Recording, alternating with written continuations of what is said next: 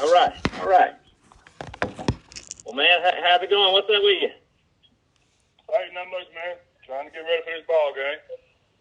Okay, yeah. What do you do for the team? What other than giving some good DNA out there? I coach the defensive line. Okay, okay. Well, how you like your group? We got a really good group. We got a senior group that's pretty much got 3 starters that's been starting since the sophomore year, 3-year starters. So we got a good group. I got the easy job right now. I did. I used to coach D-line for Leeds as well, and I had some pretty good players. Made me look good. You got some guys that are signed already? No, don't have any that are signed, but got a couple with multiple offers. Yeah, that makes sense. Well, Coach, and what you like about the team overall, this year's team, and how you think it stacks up to last year's team? Overall, what I say, when we had coaches meeting last week, and we was talking about kind of the same thing, comparing the two teams. At this point last year, we didn't have a championship team. So mentally, this group, they are a lot more mature. Being that we have a lot of returning starters from the championship year, we got a little swag. We got a little swag, and sometimes we have to control that swag in the right direction. But the confidence is really good. They're still coming to work. They're still bringing their lunch bag every day to practice and getting after it. So they're swaggy, but also humble. Well, that's good coaching, man. I remember last year, Leeds got out to a pretty good, had decent control of the ball game, and then you had a big punt return, and I saw the whole sideline, the band, everybody. I saw that flag you're talking about, and I was like, oh no, here they come. That just woke them up a little bit. Yeah, we got a good group. We just sometimes got to make sure we get the ball in the hot guys' hands, and just get on their back, really, and just get along for the ride. I got you. I talked to Coach Etheridge last night. He's a Leeds guy that coached at Auburn High School, and he couldn't brag enough about you guys. He said he felt like they were lucky to win that ball game against y'all earlier in the season. Well, I don't know about that. I think Coach Etheridge is probably one of the best coaches that I've seen, and had a chance to be around and talk football with.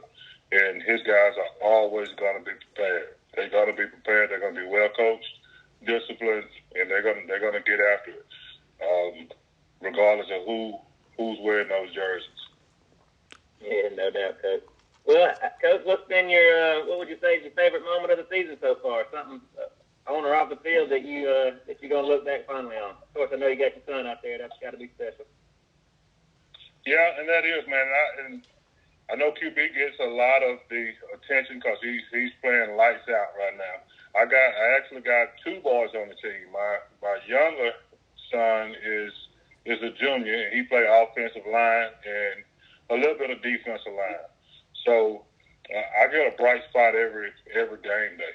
Really every day being able to be at practice with my kids, and this is the time that as they're teenagers, and we don't see them that much at home. They lock up in their room, or they're gone with their buddies, and we're not cool no more. So I do give them 2 hours to hang with them and share these moments and stuff like that. So I'm lucky, man. I'm lucky. I'm blessed to be in this situation. Yeah, me and Richard know what that's like. We got some teenagers ourselves. Well, can you think of one moment this year that stands out to you? Like, oh man, that was cool.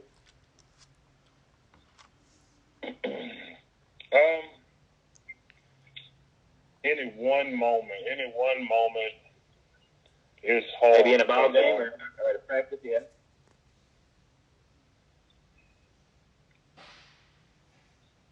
Not any one moment, man. I got several moments when we taking.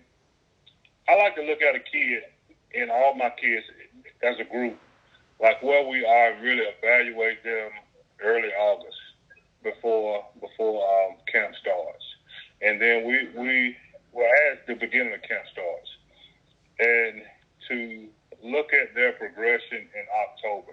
And if there's certain things that we've been working on as far as pass rush moves or just simply, reading the keys and reading them correctly, if I know you said you've coached and you know how important those little things. I mean, we're going to make a big play. It's going to be a punt return. It's going to be a kickoff return, interception for touchdowns, a lot of those stuff. And I know those are the highlight reels. But for me as a coach, when I see a guy squeeze down and play the reverse perfectly, he might not even make the tackle. When he squeezes down.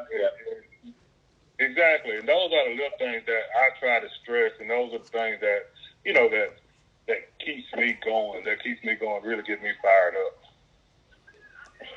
Now, no doubt about it. I'll take the pick six. I'll take the pick six and the punt returns and the long passes and stuff like that. I'll take those two. Of course, those things are exciting. But I like to see these guys do well and see them learn the game. Oh, man. Yeah, no doubt about it. Leeds has also got a pretty solid defensive line. I don't know if you know Curtis Coleman, who coaches our group. I think he grew up, a Birmingham City guy for a while in Jefferson County. But that ought to be two good defensive line units out there tonight, I think. Yes, sir. Coach Coleman, he was coaching. I played against Coach Coleman when he was at Ensley High School. And I have a lot of respect for Coach Coleman so you know that those guys are going to be fundamentally sound. They're gonna get after the ball. They're gonna run to the ball. They're gonna do all those little things that I was just talking about. Because Curtis he's one of the Birmingham legends. He's a legend in the city of Birmingham. Man, we feel lucky to have him. Well, I see, QB of course is somehow the 3-star. If he's a 3-star, I don't know what 4-stars and 5-stars are anymore. But because he just completely dominated the game last year. How have you been guiding him through the recruiting process? And maybe talk about how the process has changed since you were being recruited, back in your day. Yeah, the process is definitely changed. It has definitely changed. When we were playing, it was you just go out and play ball and the coach is going to call. How it seemed to me, because it wasn't so many. I never went to a camp. I never went to a camp. I never was invited to like the spring practices and all the stuff that we're having to do now. We just went out and played ball. Of course, we went to a few games and stuff like that. But that was after you was being recruited. But now you pretty much got to get on campus. You got to show these coaches that you are interested in their program. So I don't know if you guys played any travel ball or, with baseball or basketball or anything like that. But since they started being recruited, that's kind of how it is. We on the road a lot. We're going on the road in the morning for Ryan. But it's like you got to let them know that you're interested. And you got to get to the camps because they want to see you in person. And when they invite you, hey, if you're interested, you got to go. You got to show interest. So, totally different. So it's on the athlete a little bit as well, huh?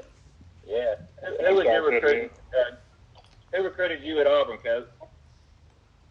It was, oh, man. If you wouldn't have asked me, I would spit it right out. I guess it was Bowden. Yeah, so. Yes, it was Bowden, but I was thinking of the actual recruiting guy. The running back coach was the guy that recruited me. Gotcha. I came in under Bowden, and my last year there was Tuberville's first year. Okay, gotcha. Well, I know you stood out down there. What was your biggest learning experience from your time down there as a student and an athlete at Auburn? I guess it probably was an eye-opener. I know it was for me. I was a poor kid from from Leeds, and when I got to Auburn, it opened my eyes a lot. What stood out to you?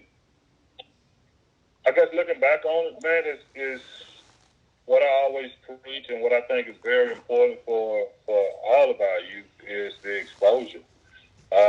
Just being exposed to different things and growing up in West End on the western side of town, that's basically where our travel was. Of course, we went on vacations here and there, but not to the point to where you met friends and that was from Florida, from Georgia, from different parts of the Southeast. And on those off weekends, being able to travel and go to Mobile for the weekend or go to Atlanta for the weekend, Tallahassee and stuff like that. Just it's being exposed to different things and different cultures and just meeting a lot of people and a lot of people that, like they always say, the Auburn family. So it was just a very important time in my life to where like a lot of those friends are my closest friends right now that I met in college. But it was just eye-opening to get outside of the box. Yeah, me too. That was for me too. What you hoping QB gains from his college experience? He's going to play for probably the greatest of all time as a coach. So what you looking forward to on that? I'm looking forward to him learning everything he can, developing great relationships. He really does have one thing I will brag on him about. He got a hell of a work ethic, so I'm not worried about that aspect of it. I just want him to get out and get down there and take full advantage of the opportunity because it's a lot of kids playing high school football, but not a lot of kids being able to further their dreams to the next level. So he needs to be humble and understand that he's lucky. He's lucky with his ability and also being able to take it to the next level at the highest level. So he should be very, very humble and grateful. He's got the look to me, Coach. Well, before we let you go, I know you and our old guy Nathan Gardner were kind of ran at the Plains at the same time, and we know Nathan well from Leeds. Can you tell any dirty stories about Nathan before we let you go? Or clean one? A clean one? Yeah, I was going to see if you had your hand on the button.